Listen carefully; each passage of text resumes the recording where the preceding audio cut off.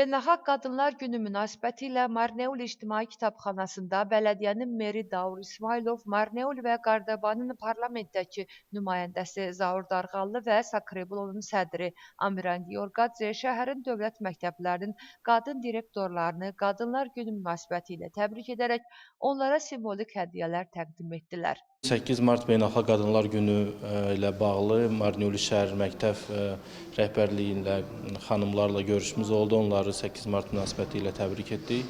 Fürsətdən istifadə edib hər kəsi 8 Mart Beynəlxalq Qadınlar Günü münasibəti ilə ürəkdən təbrik edirəm. Bütün qadınlarımıza xoşbəxtlik, firavanlıq, gözəl günlər arzu edirəm. Fürsətdən istifadə edib Marneuli şəhərinin məktəblərin qadın direktorlarına görüşüb, onları şəxsən təbrik etdim. Onlara can sağlığı, xoş günlər arzu etdim.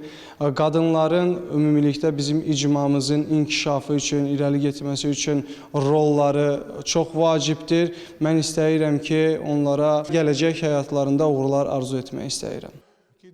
Böyük hörmətlə xanımları bugün münasibətilə təbrik edirəm. Biz bugün məktəb direktorları ilə görüşdük. Təhsil sahəsində, gənclərin tərbiyəsində, təhsilində qadınların rolu danılmazdır.